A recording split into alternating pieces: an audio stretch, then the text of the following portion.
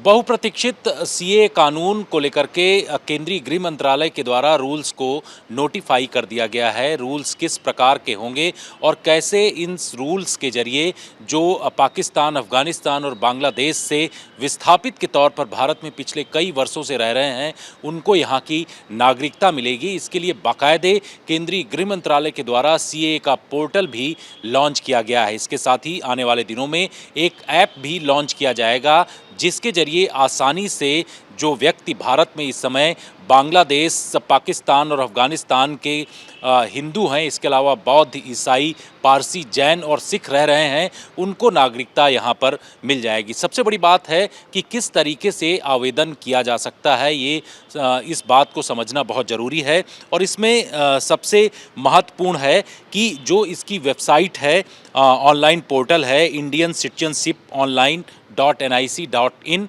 इस पोर्टल पर जा कर के उसको क्लिक करेंगे और क्लिक करने के बाद जो तमाम दस्तावेज़ों की मांग इसमें की जा रही है उसको फुलफ़िल किया जाएगा। सबसे बड़ी बात यह है कि भारत की नागरिकता देने का जो प्राविधान केंद्रीय गृह मंत्रालय के द्वारा किया गया है, ये उन लोगों के लिए है जो भारत में इस वक्त विस्थापित के तौर पर रह रहे हैं। वो पाकिस्तान, अफगानिस्तान और बांग्लादेश के लोग हैं, उनको काफ़ी वहाँ पर दिक्कत हो रही थी। इस वजह से भारत ने इस प्राविधान को आगे बढ़ाया और सबसे बड़ी बात यह है कि 31 दिसंबर 2014 के पहले जो लोग भारत में आ चुके हैं उनको नागरिकता दिया जाएगा। उसके लिए एक सिस्टम ये बनाया गया है कि उनको कौन कौन से दस्तावेज़ों की ज़रूरत पड़ेगी, जिसके आधार पर वो भारत की नागरिकता ले सकते हैं। उसमें अफगानिस्तान, बांग्लादेश या पाकिस्तान सरकार द्वारा जारी पासपोर्ट की प्रतिलिपि अगर उनके पास है, वो उसका इस्तेमाल कर सकते हैं। इन देशों में सरकारी प्राधिकरण के द्वारा जन्म प्रमाण पत्र अगर उनके पास कुछ मौजूद है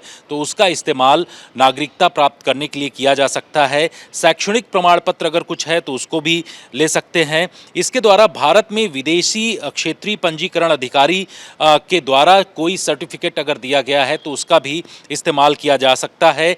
किराएदार भूमि या किराएदारी रिकॉर्ड कोई अगर उनके पास है तो वो भी उनको इसमें इस्तेमाल कर सकते हैं वो। साथ ही अफगानिस्तान या बांग्लादेश या पाकिस्तान में सरकारी अधिकारियों के द्वारा कोई उनको दस्तावेज़ दिया गया है तो उनको इसका इस्तेमाल करके भारत की नागरिकता लिया जा सकता है। और ये तमाम दस्तावेज जब उनको नागरिकता का प्रमाण पत्र देने के लिए बुलाया जाएगा तो उस दौरान उनको ये देना होगा और वो तमाम सिस्टम कंप्यूटर पर जो वहाँ पर अधिकारी मौजूद होंगे उनको फुलफ़िल अगर कर लेंगे तो उनको किसी भी तरीके की दिक्कत नहीं होगी। इसके साथ कैसे वो साबित करें कि उन्होंने भारत में कब प्रवेश किया है। सबसे बड़ी बात यह है कि ये कहा जा रहा है कि जो 31 दिसंबर 2014 के पहले भारत में प्रवेश यहाँ पर किए हैं अफगानिस्तान, पाकिस्तान और बांग्लादेश के नागरिक, उन लोगों को ये नागरिकता दी जाएगी। तो उसके लिए आगमन पर वीज़ा से इमिग्रेशन टिकट की प्रतिलिपि अगर उनके पास है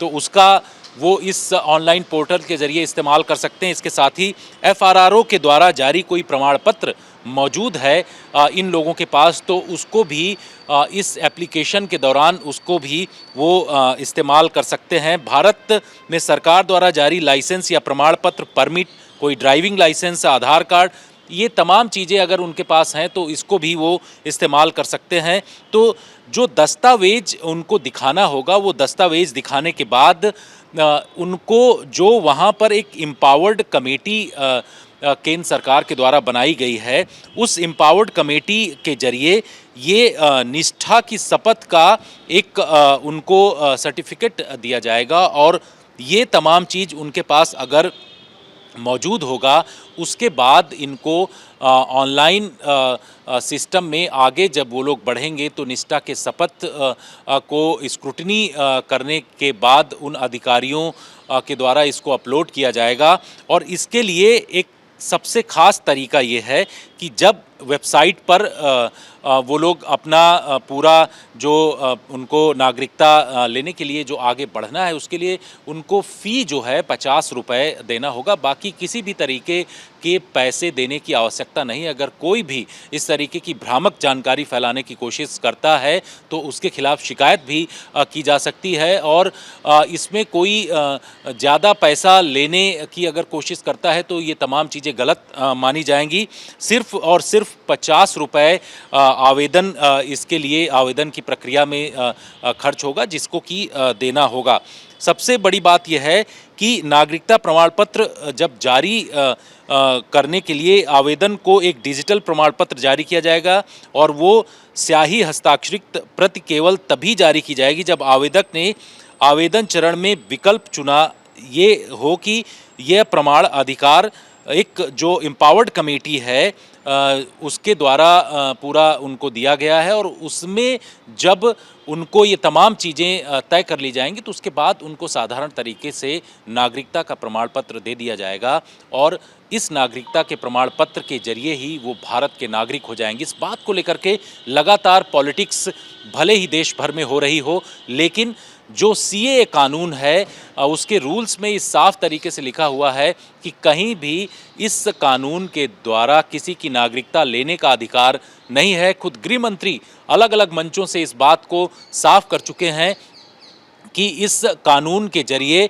नागरिकता देने का अधिकार है, ना कि नागरिकता लेने का। इसलिए इसके लिए किसी भी तरीके की भ्रामक जानकारी को ना सुने कोई भी व्यक्ति, और देश में जो लोग इस वक्त मौजूद हैं उनकी नागरिकता के जाने का कोई सवाल ही नहीं उठता है। ये नागरिकता देने का कानून है, नागरिकता लेने का कानून नहीं है। इस वजह से देश में इस तरीके की कोई दिक्कत आने वाली नहीं है। ऐसे में जो प्रक्रिया ऑनलाइन पोर्टल के जरिए चलने वाली है उसमें आवेदन करें और आसानी से ऑनलाइन पोर्टल के जरिए वो अपनी नागरिकता ले सकते हैं।